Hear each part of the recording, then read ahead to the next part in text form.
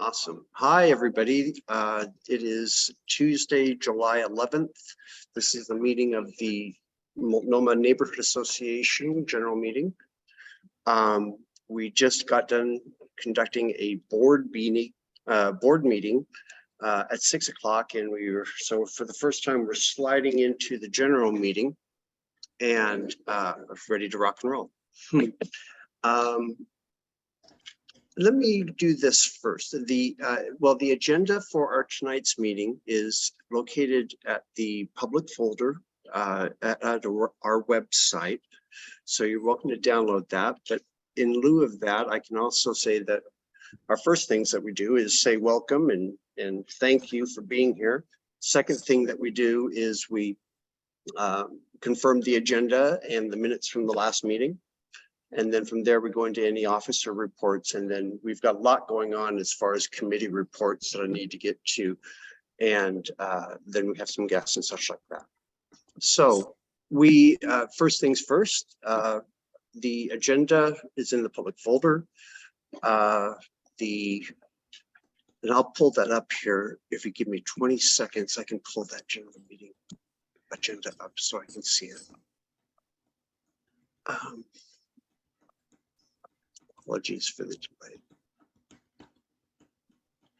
This is good. I'll tell you what, if you can give me a second, folks, I will bring that up and I'll let you see the agenda. There's nothing shocking on it. The meeting minutes are also in the folder for the previous month, so they're available there for review. Let's go into the officer reports. One thing that I do want to very good. Thank you very much. One thing I do want to report on as chair is just document and tell everybody my immense gratitude for the folks that we have working with us, working within the NA right now. Last month was an amazing month for our neighborhood association in our ability to pull off a successful community-focused event. And it was just so cool to see, you know, all those kids at the art project and people, you know, around wanting to participate into something that was contributing to the betterment of the community. And so I think we are on a roll, and I'm looking forward to what we do next. And I will say this, it's Multnomah Days. And Corinne will be giving us the skinny on what's going on with Multnomah Days planning, and also the Multnomah Days Parade, which we are meeting and we'll be talking about. And just to give it a quick shout out, if you have a group that wants to participate in the Multnomah Days Parade, there is a sign-up sheet that I can send out, and I'll make sure that Corinne pushes that out when she gives her report. But so far, so good. We've got the one, the band is committed. If I remember correctly, the One More Time Around band is committed. Or maybe it's the Beat Goes On. That's what it was. The Beat Goes On is committed. So yeah. We'll have Louie to listen to. So that's my report, and thank you all very much. Those who appreciate you. Okay, Beth Omansky, our vice chair, is up next. Do you have a report? Yeah, not a report exactly from our organization directly, but July is Disability Pride Month in America, and there are many events. There's even a concert at Alberta Rose Theater this month to celebrate Disability Pride. This came together because the ADA was signed on July 26, 1990. If you want to know a little bit of history, look it up. Look up the Capitol Crawl. There was, it took a long time for that law to get passed. And it stalled in Congress for quite some time, and disabled people got sick and tired of waiting, and they threw down all of their mobility equipment and crawled up the Capitol steps. There's some very moving photographs of that. Anyway, I hope you all will look up the history of Disability Pride. That's all. That's amazing. Thank you for sharing. Our next up would be our treasurer.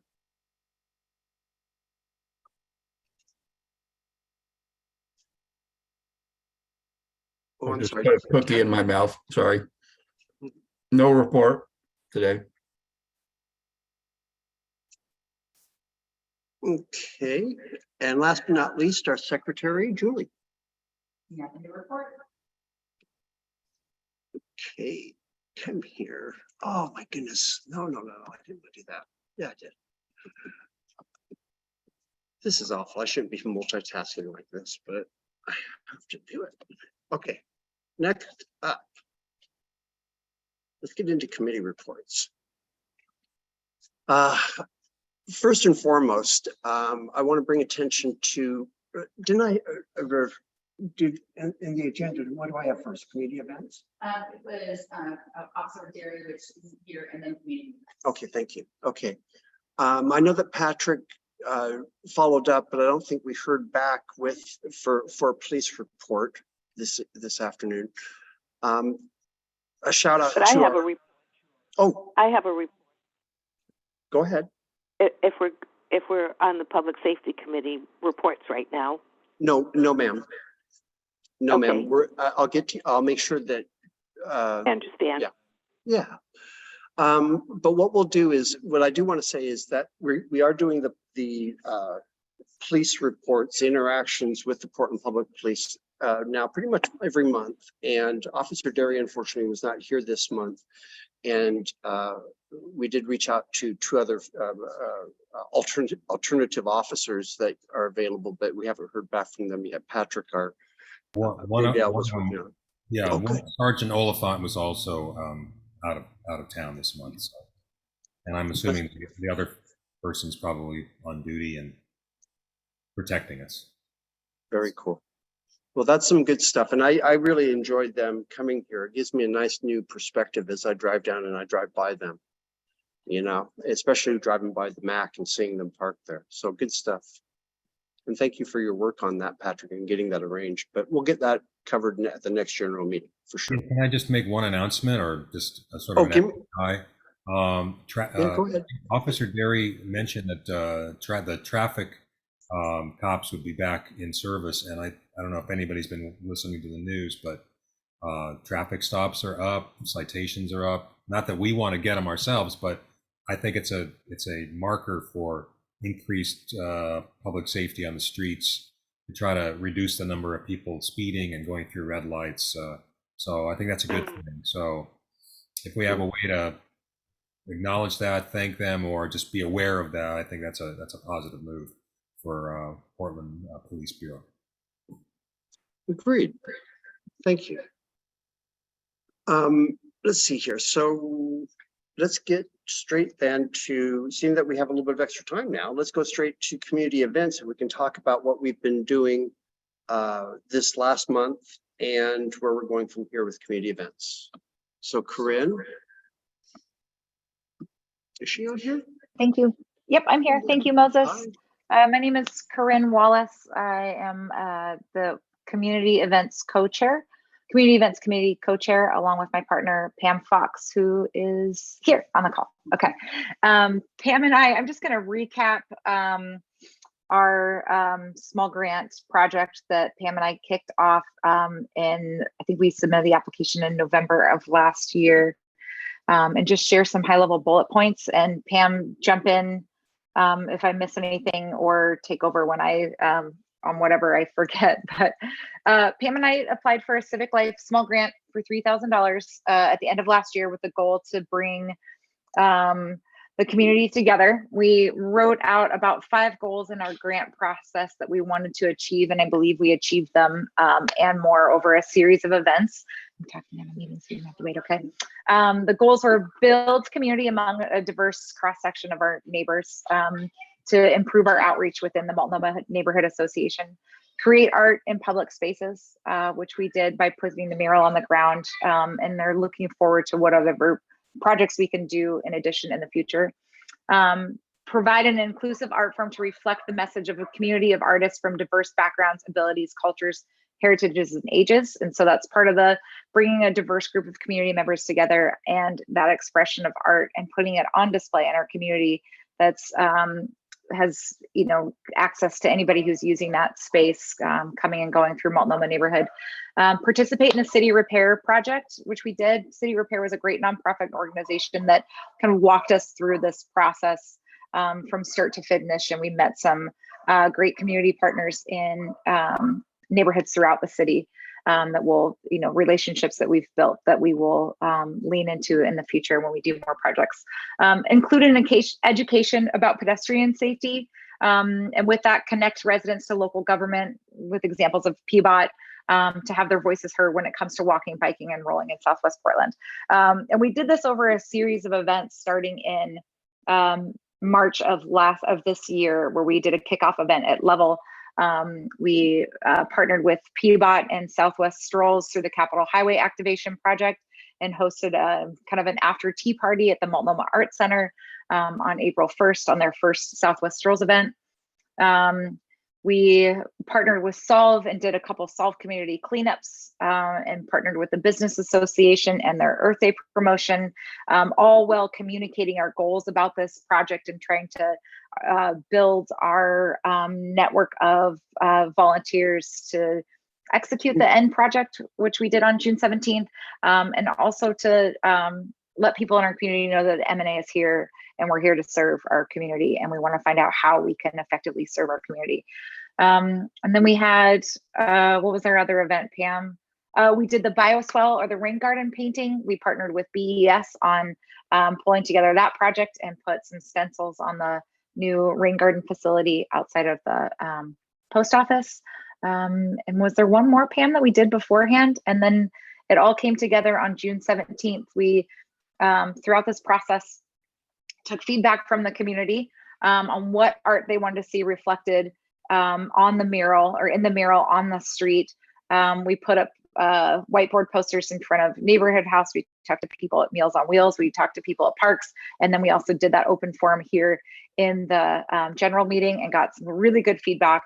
And then we hired an artist that was connected to Southwest that had a cultural background. And she turned the feedback that we gave her into a beautiful piece of art. She was an amazing artist to work with. Her name is Amaranta Colindres. And she came out and ran a fantastic show on Saturday, June 17th. Pam, do you want to share a little bit about the day and some of the volunteer work that you did to get well over Peter, who was very instrumental in the project as well, did a head count throughout the day, and we had well over 100 people show up and help execute the actual mural on the ground on June 17th. And Pam did a lot of work to bring the volunteers together and have organized volunteers sign up along with a really schedule for the day. You know, over the course of the day, it was a 12-hour long event, and a number of the volunteers that were helping out were there for about 16 hours. So it was really quite the event. And throughout the course of rolling out this whole event series, we accumulated a mailing list of about 90 people who are specifically interested in the street art project and the mural painting. And so from that kind of pool of volunteers, we know that we had over 100 people just painting on the event day, because we were able to actually kind of estimate that from our insurance waiver form. And many of the families that showed up to paint, like a whole group of people, they just had one person sign off on that. So that's definitely an underestimate. So throughout the day, you know, a lot of people came, and most people just stayed for a couple hours at a time. But it, you know, it was rolled out by a group of, I would say, about maybe 12 to 15 sort of core volunteers, doing different things like kind of heading up the paint, heading up the permitting, and different kind of subtasks like that. And then we drew on that larger Community volunteers. Yeah, sorry, Pam, community outreach and the barricades and all of the logistical work to close down the street as well. Sorry, to chime in. Mhm. Yes, a number of facets to the project. So it really was a really multifaceted project that I think, with a lot of attention to detail kind of in the planning leading up to it, really resulted in a smooth going experience on the event day. We had an unexpected group of like maybe almost 50 bike riders show up with a lot of kids. and we were able to incorporate them, you know, successfully, and it was a success. So.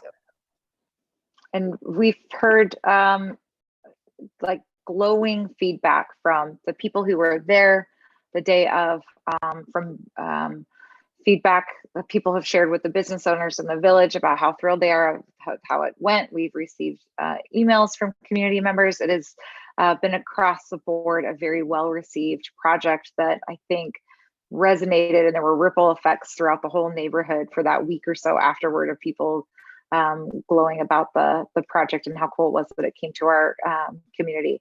Peter, I don't know if you want to do a quick share. Peter lives really close to the intersection, and if you wouldn't mind sharing just a little bit about what you've seen firsthand on the project. And I want to go over our allotted time here, but there's it's just such a positive project experience that I want to make sure that we give it adequate attention in this meeting. You're on mute, Peter. Boom, sent. Moses, you're not on mute. Peter, you are muted.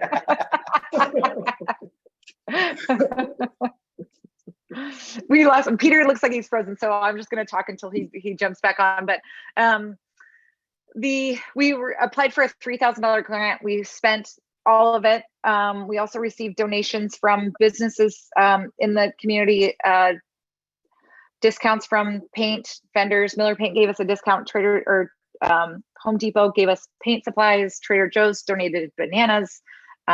Village Cheer and Thinker Toys gave gift cards. GP General, Foreman Function, Community PDX, Starbucks gave us coffee. Spielman donated bagels for breakfast. And Mark, the owner of Taste Bud, came out in person and delivered and served lunch to about 50 volunteers, and personally showed up and gave everybody a wonderful display of delicious food. So seeing all these different organizations come together and put on this beautiful display of community building and art was really inspirational to witness. It was a fantastic event that just made me fall more and more in love with our neighborhood. But anyway, we spent all of the $3,000 that we applied for. And then also throughout the series of events that I noted before, we also received community donations. Right now, the tally is about $1,500 that goes back into the M&A for future projects, which is really exciting because now that we are our own 501c3, we need money to do the projects that we want to do and to keep us afloat as an organization. So I think it really kicked us off into a good position to do more good things in our neighborhood. We still don't have Peter back. Pam, do you have anything else you want to share? I would just add that, like, you know, for the grant and the street art event series is basically concluded. So we're just tying up kind of the final steps, which is to submit a little report that's due not until the end of September. So we have plenty of time on that, but we're looking really good for just finishing out the last steps on that. Yeah, and hopefully puts us in good position for a future grant, since I think we've crossed every T and dotted every I that hopefully Civic Life will thank you, Amanda. Civic Life will give us another chance to do something again in the future. Murphy, I see your hand up. Did you have a question or comment? Yes, thank you. I would like to know, how long do you think the painting will last? Are there any plans for having to touch it up to keep it active, etc.? So what's the future of the work that we have right here now? Thank you. Yes, Murphy, I'm so glad you asked. That is one other bullet point that I'd love to talk about in this meeting. I'll start that by saying the community building never ends. And so the point of the project is, the foundational goal of the project was to build community, have neighbors talk to neighbors, get to know people. You know, we built this amazing team of volunteers that pulled this off, that were primed for the next thing. But that means that we'll touch it up, and we have the people and the resources to do so next time around. Pam and I did a lot of research on making sure the type of paint that we put on the ground was the right type of paint. We invested additionally in priming the surface first, which is also supposed to help improve the longevity of the paint. We had a neighbor that expressed a lot of concern about the paint going into disrepair. And so we wrote out some goals about a maintenance plan and a small handful of neighbors who live nearby that will monitor the progress or the status of the mural, and then we'll plan to do a touch up. And I think City Repairs, the organization that has done these paintings all over the place in the city, recommends touching up every 1 to 2 years. And then I think the more we touch up, the longer it will last. We've already noticed that areas where there's multiple coats, it's holding up better than areas that only have one coat or one coat of primer. So yes, we will maintain the mural and look forward to planning another party to paint. Thanks. So I have a follow-up question, which is, Sure. what kind of paint is it that, now I'm concerned about washing off and going into the water, and so go ahead. That's a good point, Murphy. It's paint that's been vetted by PBOT. It's called All Floor from Miller Paint is where we bought it, and it's technically outdoor deck paint, I think. It's not like striping paint like PBOT uses, but I'd have to do a little research on environmental impacts for you, but nothing was flagged from PBOT's perspective, City Repairs perspective, or Miller's perspective on that. But I will follow up on that for you.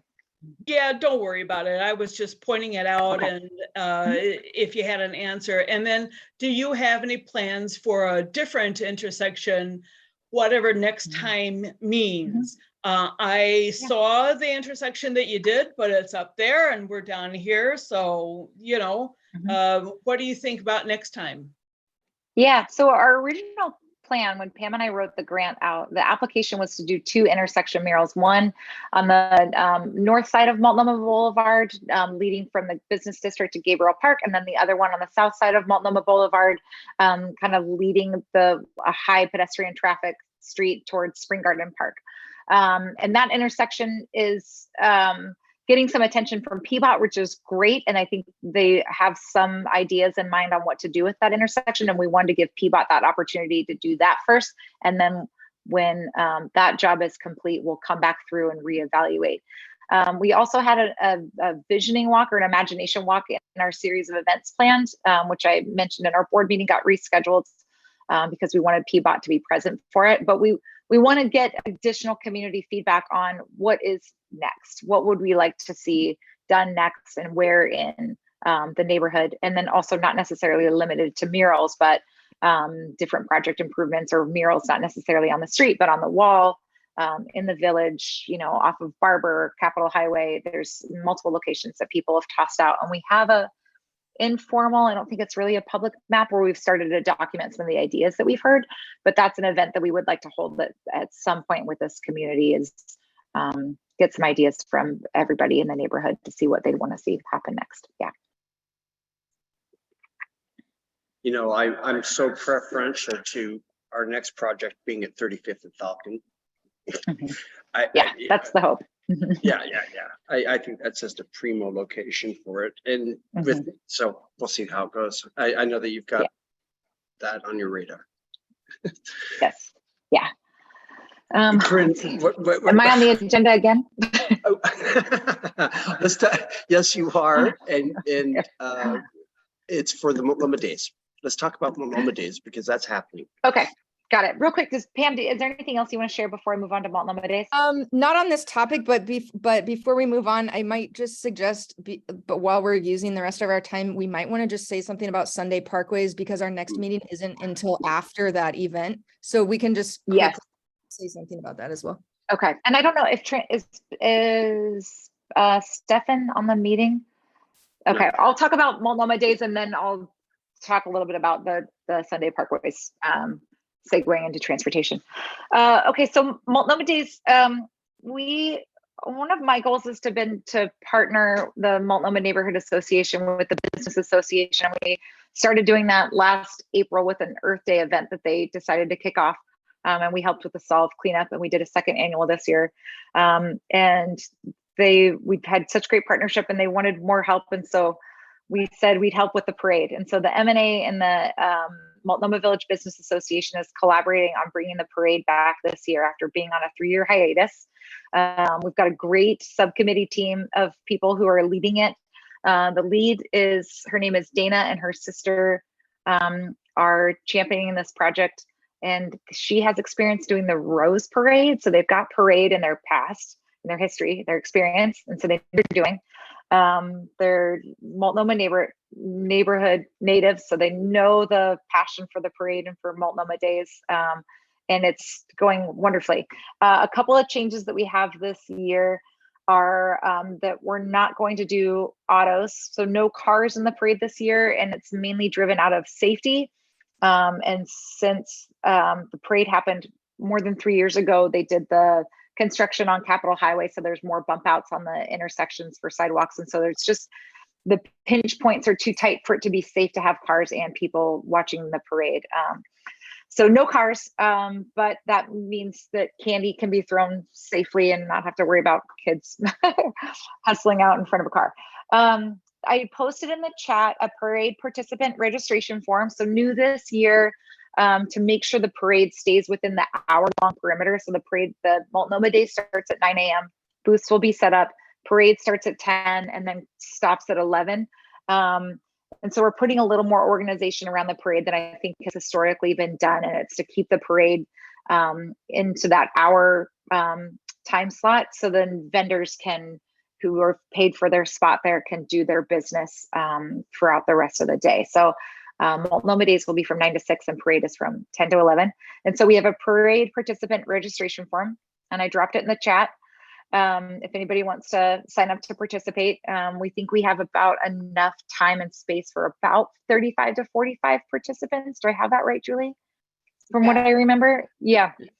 And then we're also looking for parade volunteers. So I also put a link in there for people who want to sign up to volunteer for the parade.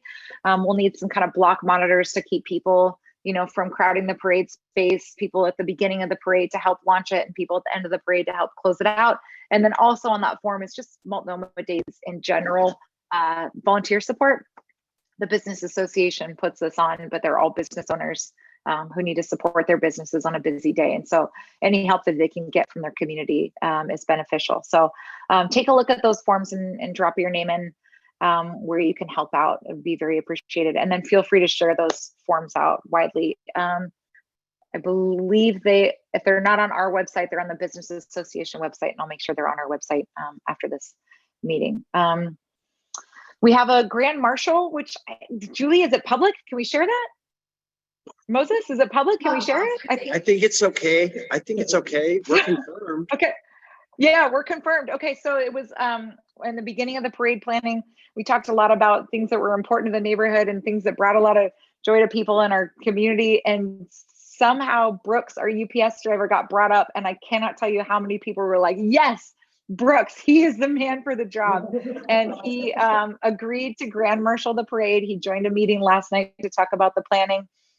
We are trying to chase down a golf cart so that we do have something for him to move through the parade, and that would be kind of fun and kind of festive. And he's a very willing participant and was pretty excited about it. And Corinne, I must add that my idea is to dress up this golf cart that I hopefully will have him inside of, and to dress it up like a UPS truck. So it's just a smaller version. Wouldn't that be cool? Yeah. So maybe we'll have a decorating committee or something like that the night before, and we can see if we can get some community members and some kids involved or something to that effect. I think, Julie, Moses, you were in that meeting last night. I don't have anything else on the top of my head, any action items that came out of it or anything else we need to share with the community? Not really. I mean, we're extending we're extending invitations to all the elected officials in the city to invite them to participate in the parade.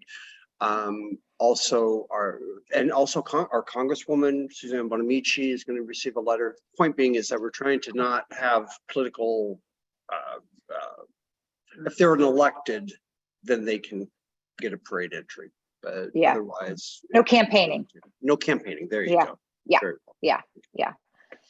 Yeah, so I think there's a lot of excitement about bringing it back to the community. And if anybody here wants to help and join the parade committee to help plan it, please drop a chat in. And if you want to get involved, I'd be happy to take the extra hands. And I think that's it that I have on Multnomah Days. The booth. I didn't mention the booth. The booth. Yeah, go ahead. Why don't you go ahead, Will? Well, just basically, it's pretty simple. We got a booth. We are not sharing it with SWEC, so we have the whole booth to our total activities we're doing, which is cool, right in the prime location next to the info booth.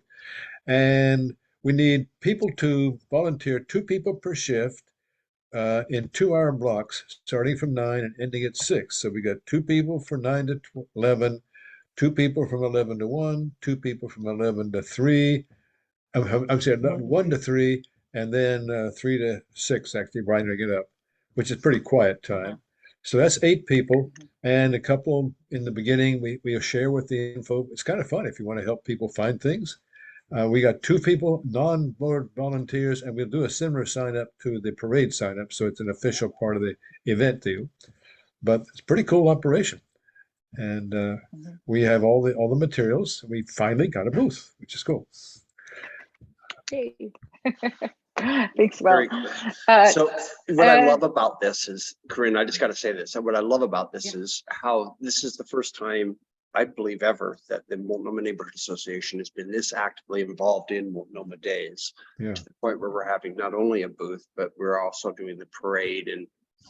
And so it's going to be, I really want to encourage people to, sign up for these different options that we have, because it's going to be up to us to make sure that they're well manned, they're well volunteered, all this stuff. So yeah, by all means, help out. Okay. I think that's all I have on Multnomah Days. Their business association is working really hard on the festival part of it. They've heard community feedback. I think they're trying to bring more vendors. They're packed on vendors. They're trying to get more food trucks. And I confirmed based on our last meeting that they do have accessibility potties coming, and have that in mind for the event to make sure that is available as well. So it'll be fun. I think it'll be a big event for our community. It's a great timing. So that's all I have on Multnomah Days, unless anybody has any questions, and then I'll briefly talk about what I know about Sunday Parkways, and can kind of share about the Capitol Highway ribbon cutting ceremony. Maybe Will can too, since Stefan's not here and he was there. Are there any questions about Multnomah Days that I can try to answer or take back to the committee? Okay. So none. It's not on the agenda, but I will talk about Sunday Parkways really briefly. PBOT is planning a Sunday Parkways event. Let's see if I can pull a link up to drop in chat in Southwest Portland, which I think is great timing with Capitol Highway activation. And they reached out to us in the Business Association quite a few months ago about planning the route so they can get the permits and whatnot in order. And we asked them to run it through the business district, and then also down Southwest Canby, where the new mural is, and where the next mural is hypothetically going on 35th and Falcon. So that's a great location. So it's running through our 2 different parks, and then also down Capitol Highway. They're actually looking for feedback on some fun community activation events that we can do that day. So if anybody has any ideas or suggestions, I will happily take them back to PBOT and meeting with them next week on some cool things that we can do in the neighborhood on around Sunday Parkways. And it's like from, I don't have the website in front of me. I think it's from, is it, Pam, do you know it off the top of your head? Yeah, what it's time it runs? 11 to 4. Okay.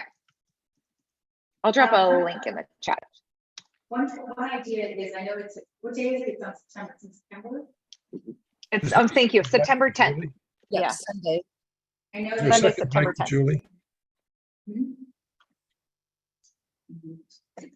I'm just curious if there is, what do you think about not asking if the water could be on in Spring Garden?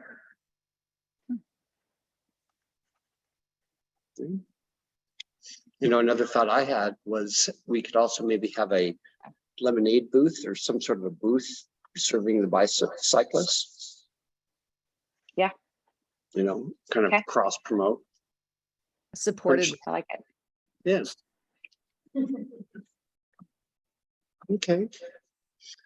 Any other questions like on that? it. Well, otherwise, thank you for that. We'll be sending out more Mhm. information certainly about the Sunday Parkways. We've got till September to Mhm. get involved in that, but it is before our next September meeting, our scheduled September meeting. So. I get just on dropped it now. the link in chat. So there's more information there and we'll post it on our website as well. I think it's in our upcoming events. And then do you want me to share, since Stefan's not here, do you want me to share what I know about Capitol Highway activation? I don't We think I might as really have well. anything. I was there for a hot minute. It was an awesome event. It was Right really on. Let's talk- exciting. let's talk I about don't that know for if a I have second. anything. Yeah, I don't have much to share. I think I saw Amanda there and I know Will was there for a bit.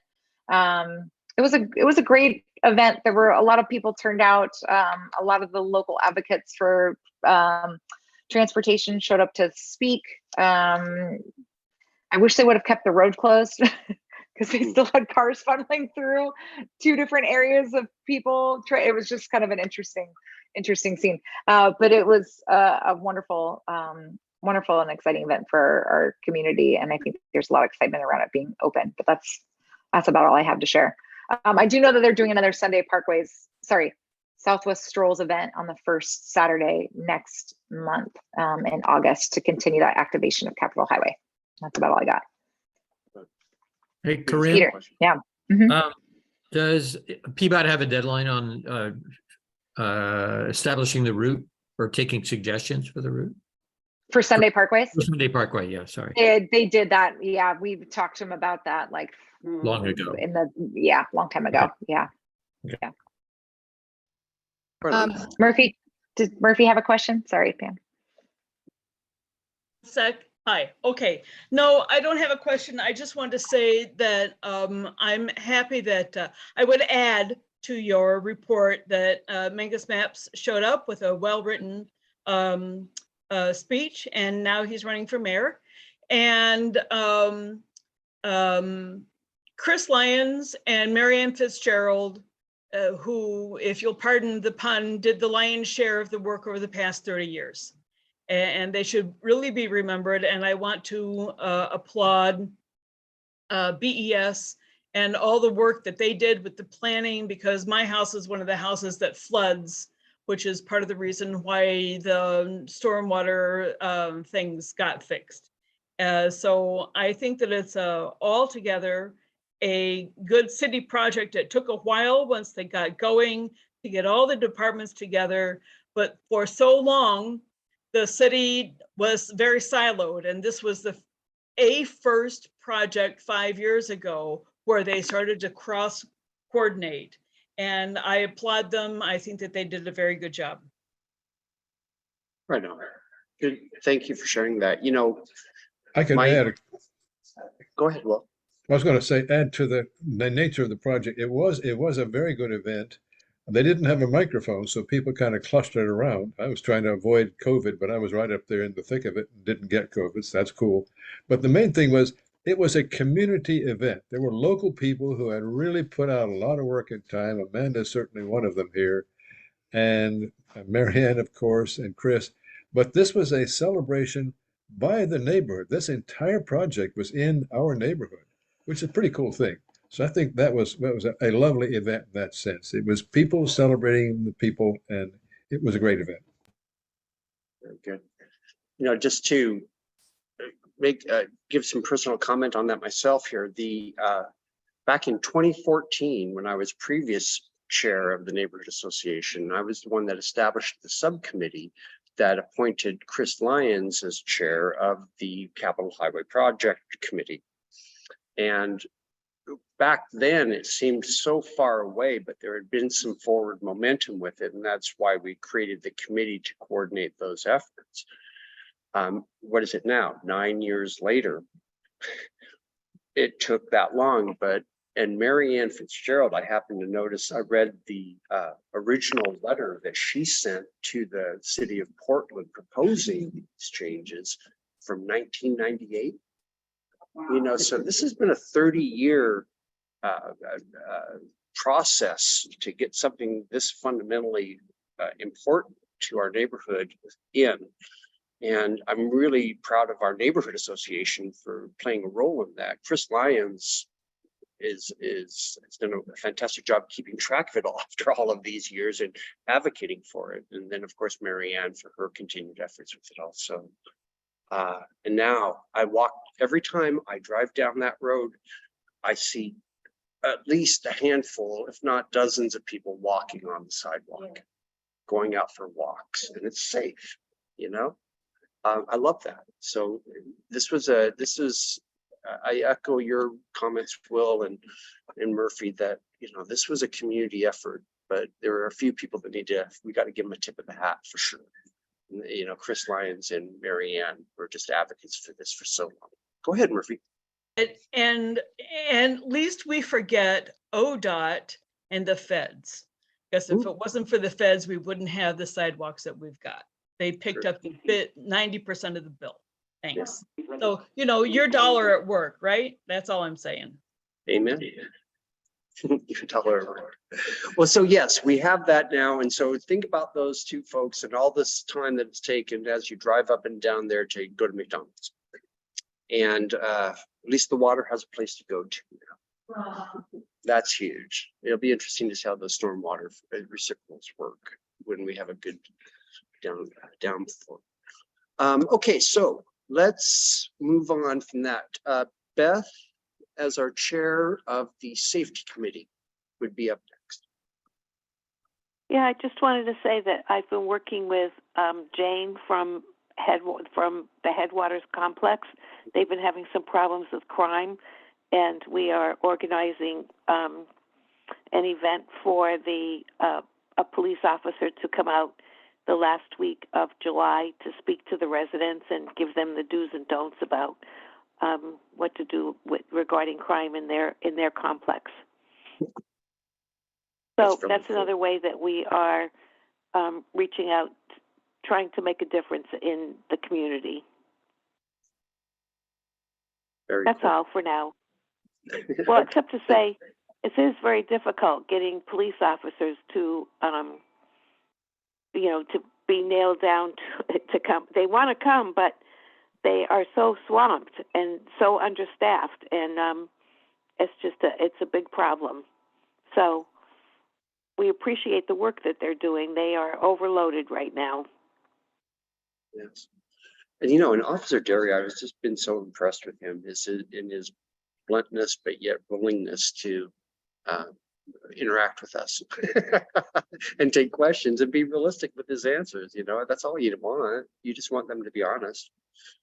And he was so nice when I talked to him. Yeah. He said, "I'm really sorry that I'm going to be out of town. That sounds like a wonderful opportunity."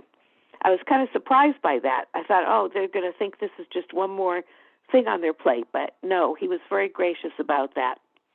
Right. And I'm sure he would attend if he had been here this month. Sure. And a special shout out, of course, to Patrick for his work in getting this all coordinated. So thank you, sir. Let's see. Let me, is that, are you finished with, is there anything more to report, Beth? Beth? Okay. That's our safety report. Let's move on. Will Fuller is our equity committee chair, and he's got some exciting things to talk about because we have been going forward with our relationship with SWEC. So yeah, basically, but before we do that, I'd like to get an attendance check. We don't have to do formal polling and stuff, but I'd like to know of the people who are here, how many are members? I don't know whether Amanda's still, are you in Multnomah now? Are you? Yep. Okay. Amanda's there. Matt Parrish, I don't know whether you are. That's it. Matt? I know Murphy is. Murphy is twice a member. Two people actually in your place, Murphy. Yeah. Cool. And then also we have Julie here in person. And what was your name, sir? I'm sorry. Pat Wolfram. That's right, Pat. Okay, yes. Pat Wolfram is here. Oh, Pat Wolfram's there. Okay, great. Yes. He's a member too? Yes. Okay, great. Because we get a general attendance from the Zoom thing, and that makes it a lot easier to track people. So basically, everyone here, that as far as I know, is a member. We'll assume, I check with Matt, but I think he is too. I think Great. I think we're right on. Good Cool. call. Okay, moving into equity. I want to segue back into the event because we have had really what I would call kind of a stealth equity program. Way back when I said, look, we want to integrate equity in everything we do.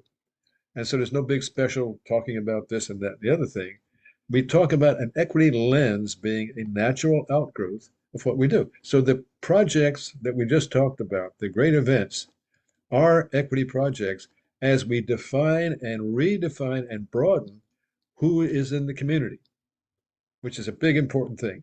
We haven't had a strict racial equity issue, and we have had a broad generic thing. The big deal about coming in with SWEC is racial equity is their big thing, and they are a ethnically diverse group of people doing some really stellar stuff, and they are collaborating with us both to foster their aims of getting good housing and good transportation and services, with having neighborhood associations become actively representative of the diverse communities in the neighborhood. So that's what I'm working with Mohamed Al-Jar and other people in SWEC to bring about for us. So stay tuned for that. It's a really powerful collaboration.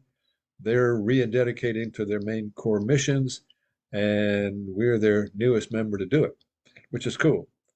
There are a couple other things I wanted to say in the Equity Committee. First of all, it is a committee at this point.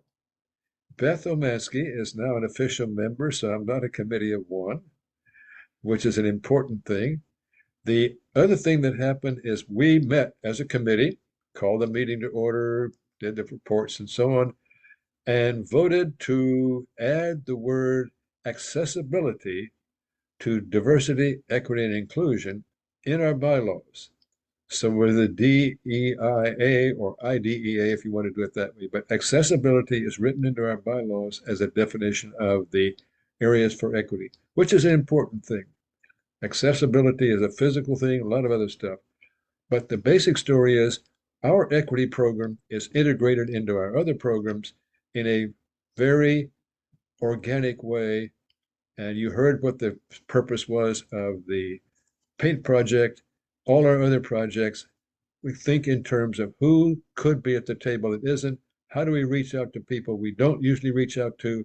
How do we continue to correct the injustices of the past and the ongoing injustices to make it a truly equitable community without getting all bent out of shape about what we can do that's pretty scary? And the way we are going about it, shifting our focus away from some grossly political to more community building projects, is, I think, a great equity project in itself. And we are way ahead of the curve on that one. So that's basically it for my equity report. I think it's a good job we're doing it all. And keep keeping that equity lens in your eyes, and you're okay. Right on, Will. That makes sense. And I'm really happy that we're finally, I think this relationship that we have with the Southwest Equity Coalition has really been a driving force, a real impetus for us to move forward on this. And I'm looking forward to the next few That was months. something I wanted to do for a long time. I'm glad we're doing it. Yes, exactly.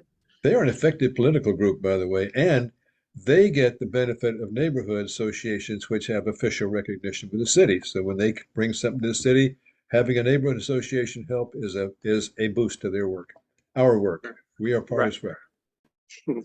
Very good. All righty. Thank you, Will.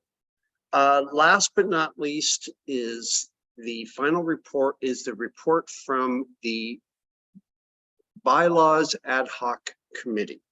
The Bylaws Ad Hoc Committee was formed, we formed it, 8 months ago, 9 months ago, a long time ago, seems like, to make to review our current neighborhood association bylaws and to make recommendations and to for the membership, or for the board. Tad Davis is our treasurer, has been chairing that committee, and I'm going to turn the microphone over to him for his discussion. Thanks, Moses. Well, as As though there's not enough exciting news coming from the Multnomah Neighborhood Association, the bylaws committee is very pleased to report that we have completed our draft of proposed new revised bylaws for the neighborhood association. The timeline is going to be what's most important to everybody here, starting with right now. Correct me if I'm wrong, Will, but the proposed bylaws are posted on the Multnomah Neighborhood website right now. They are physically in the meetings folder on the drive, and they are linked by Corinne to some parts of our website and will be linked to others as we go along. So it's very visible to the public. In Great. addition to that, Tad, I have sent out an email to our email list of 900 plus with the introduction letter of with the cover letter and a link to that same folder. Great. Okay, so everybody has it. It's yours They do. to look at, review, tear it up, mark it up, make questions, and including in that the document that's now out there is 16 pages, of which only half are the proposed new bylaws. The other half is includes a summary page of key changes that are being made, some discussion of why these changes are necessary. So lots to read there. It also includes the name and contact information of everybody on the bylaws committee.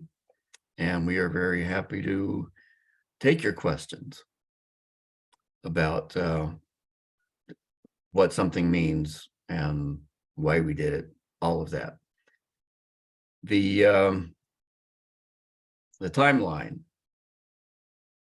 includes formal discussion or a presentation of the motion to adopt the new bylaws at the September meeting, with discussion and the opportunity to amend the proposed bylaws.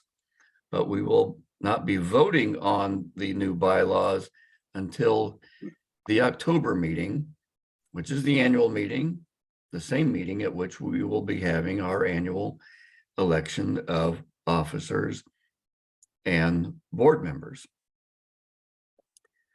And want to emphasize here that although the bylaws committee has written this draft and we're very pleased with it, it is the members here that vote on that. And bylaws are necessarily hard to change. Changing the bylaws requires a 2/3 vote, not just a majority vote. So everybody has to be very serious about it. If there are parts you don't like, bring that up. If, for instance, we missed an opportunity to add another Oxford comma, we want to know about it and we want to fix that. Down with Oxford commas. Any Up with Oxford commas. anything else I should add here? Oh. Okay. What I can say is that over the next 2 months, we're one of the reasons that we're doing this time frame is because traditionally in the month of August, we do not have a general meeting. And so in combination with this email that is just sent out with the link of this presentation here today, both to the board and to the general membership, we're trying to give as much time as possible here for comments and suggestions on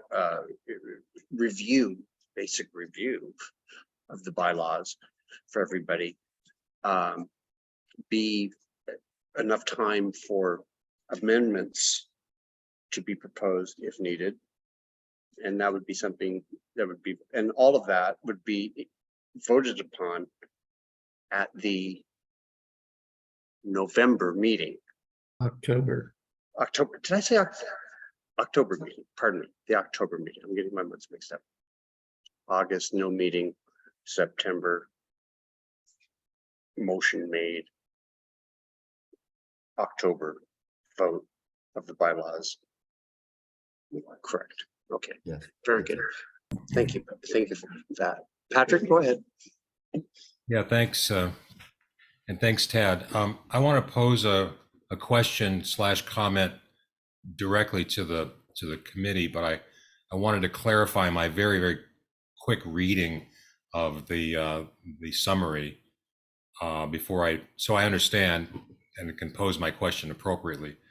The voting members of the Multnomah Neighborhood Association after these bylaws, if they are adopted, will be limited to the 15 members of the board. In other words, to the exclusion of, if you will, the general membership. Am I reading that correctly? Board members have, well, if adopted, now let me preface that with virtually anything I say about this.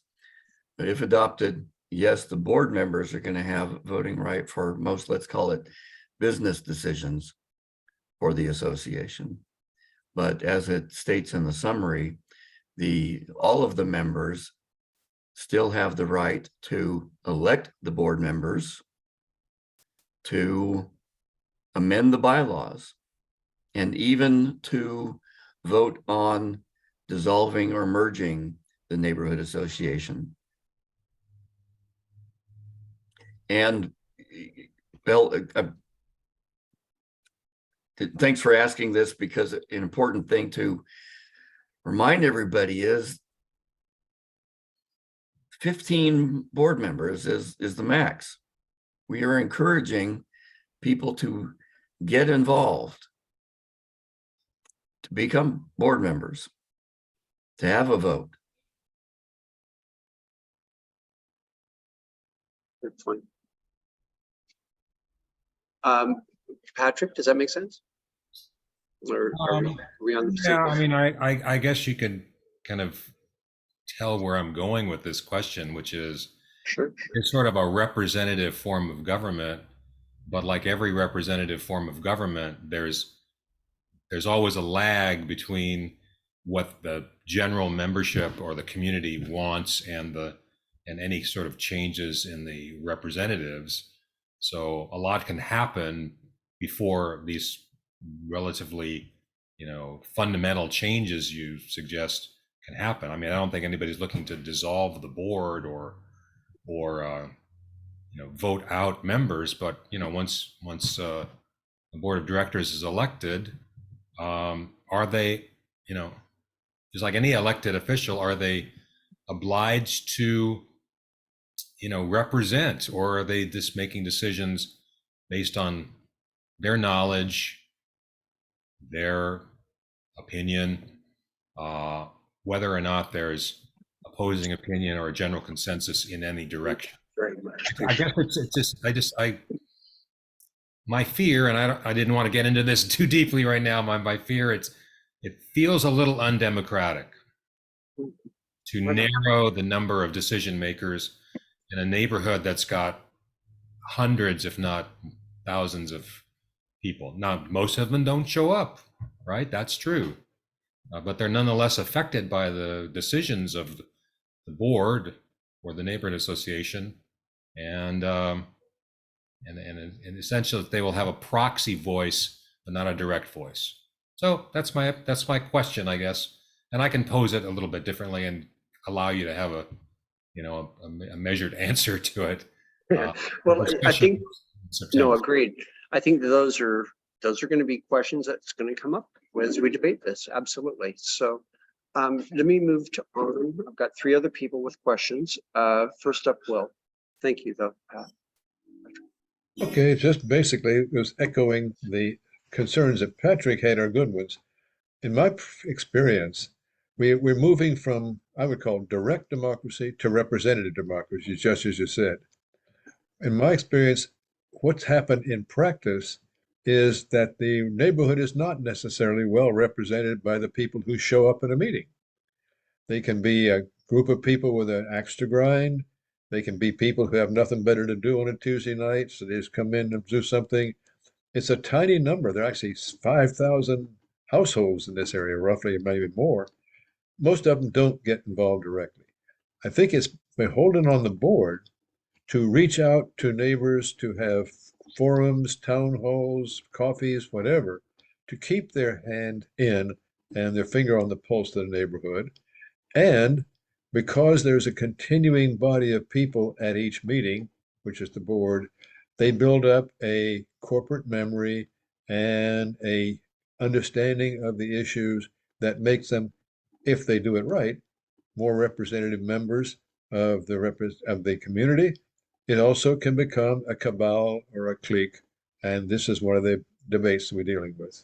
So more to be said later as we go along. Absolutely. Next up, Terrell, or pardon me, Murphy, and then Amanda. Hope you're on mute, Murphy. There, okay. I haven't read it, and thanks, Ted, for the work, and I will read it. But in light of what I understand, and perhaps I don't, of saying that is for the board to vote.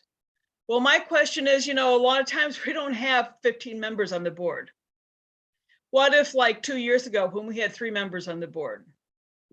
So are we limiting to the 15 members on the board? And if we don't have 15, then there has to be a different arrangement. What if there's only 4 people showing up at the meetings as we used to have?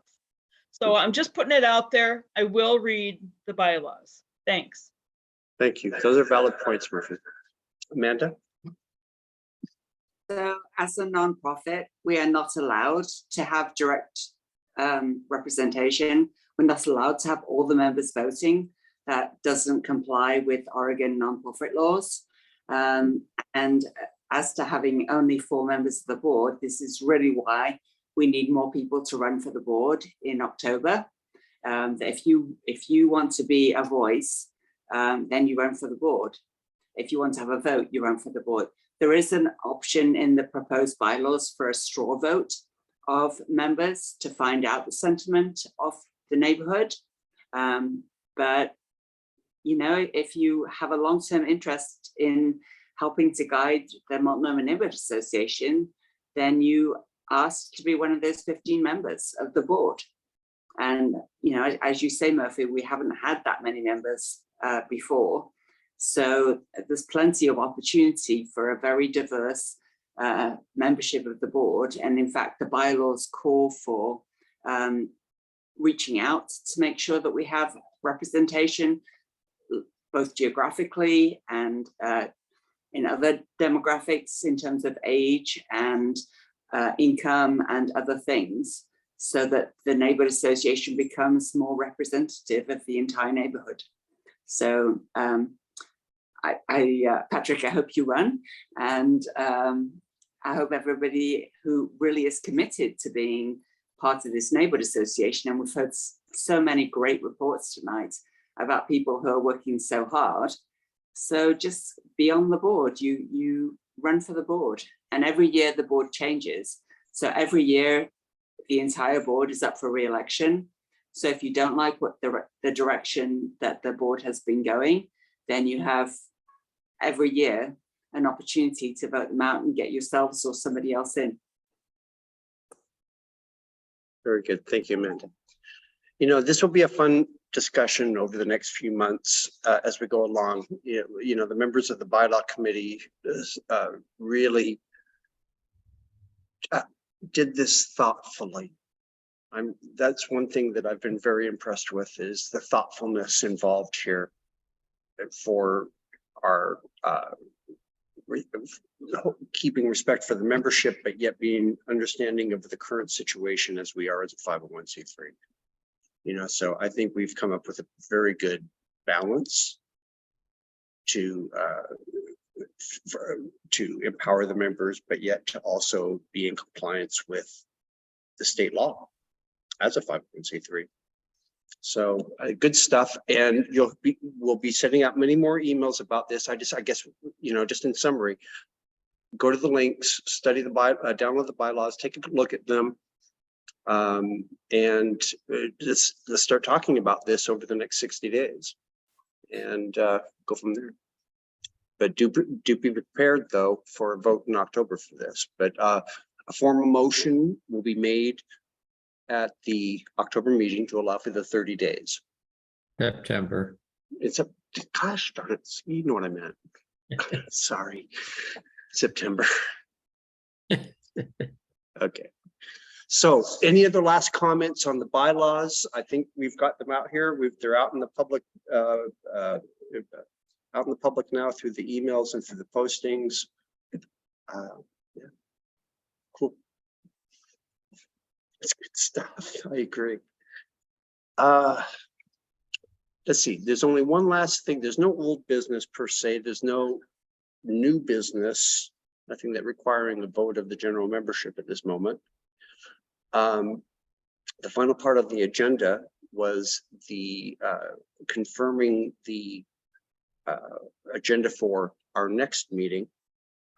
And in September, our next meeting, we just make this official. There is no general meeting in the month of August. Happy summer, everyone. And go out and enjoy it. And, I just put this out as a teaser for the folks that are on the call. We may want to, if someone is itching to help out with this ice cream social for our second annual, that is out there. That is still out there. And that would be on that would be the day that we did the Party on Portland, which was the Night Out project, was the new name of the neighborhood night outs. That's coming up in early September, if I remember correctly. Late August. So if anybody's interested in that, please let me know. Moses, before we go, is it okay if I just say one thing about kind of on the topic of future business foreshadowing to September? A couple things that the community events committee is thinking about, and we'll have more on this in September, but just kind of wanted to plant the seed here for everybody is, we connected with a new employee in a new position at the Parks Department named Kayla Miles, and she's going to join us in September. And she is an outreach coordinator and working on kind of stewardship topics and working specifically with park horticulturalists such as Heike, the one who is in charge of Spring Garden Park. And she approached us just with the idea of starting up some regular park maintenance volunteer opportunities in Spring Garden Park and maybe elsewhere. And so we're going to get to hear from her in September, which is exciting. And then I just wanted to quickly mention just the idea of Halloween, because we don't have a September meeting. Maybe you can put the events committee down in September as saying something about just sharing information for folks about how to do car-free trick-or-treating, kind of like last year. If people on different streets are interested in kind of like opting into the block party option that lets you set up that sort of thing. And maybe we could put something on our website about that. So we're going to be in fall, like as soon as we know it after August. So that's all. Just wanted to mention. Well, I love the future planning that we have to, we're actually having to take into account future planning. So that's very cool. And I must tease you, if I may, Pam, just for a moment, because I saw the drums in the background earlier in the meeting. Are those yours? They're, well, yeah, insofar as they're at my house, they're my husband's drums. Yeah. Right on. They're in my background. You can see that. Yeah. I'm making a mental note of the fact that your husband plays the drums for some really cool introduction that I need to have done or something. Good idea. Okay, very good. Okay, so I'll make sure that those two things are added to the agenda under community events, and then under for next our meeting in September. The board is meeting in August. at the usual time, the first meeting, the first Tuesday of the month, but we will not have a general meeting. And most everybody that was here, I'll make sure that everybody gets the link for that. There's one agenda item, I think, I don't know if it's a really agenda item, but we got a request from a neighbor about putting a stoplight at Barber and Alice. Ooh, We I saw referred that. it over to Stefan, and this is a proposal for transportation that we should maybe bring up in September. I think we shall. You know what I think? I drove by there just today with that letter in mind, and they have a flashing crosswalk there.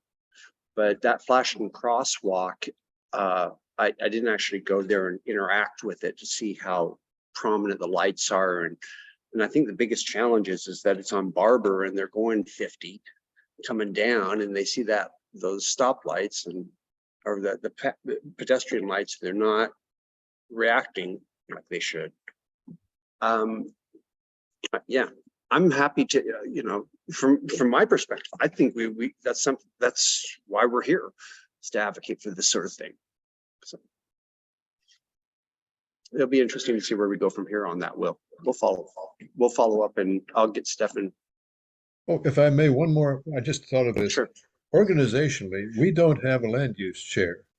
And land use has typically been one of the big things in a neighborhood association. So if we could find somebody to do land use, there's a certain press on my part to rename it environmental use, but to make it possibly sexier and more broad-based. But if we could fill that position, that would go a long way toward balancing out our board and committees. Agreed. I've tried to, I put the tickler in one person's ear, a couple people's ear on that, but hopefully we'll get a volunteer. I think that's it, everybody. We've got our agendas down. Quick question. Oh, go ahead, Patrick. Is there Tad, are you willing to share your email for questions or comments? Yeah, I guess I directed that directly to you. But my email address and that of everybody on the committee is in the white paper that's now posted on the website. Thank you so much. On page 2, I believe. Thank you. I looked for it. I guess I didn't see it, but thank you. That's a good point. So we should have a contact email for all the stuff around that from somebody or other. Yeah. Right. It's on there on the cover sheet. One last thing, is there anything else for the good of, I guess we've been kind of doing the good of the order at the same time that we're setting up the agenda for next month or the next general meeting, but is there any other things, any other good of the order items here? They thought, if I may. Go ahead. I want to encourage everybody again to consider joining the board in October, running for the board.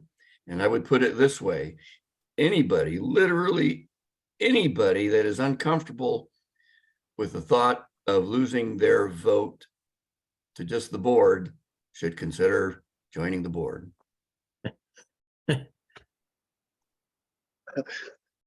I cannot wait for this discussion over the next few months. I really can't. Okay, thank you all. Gosh, the next general meeting will be in September. We will not be holding an August general meeting. Please enjoy the summertime.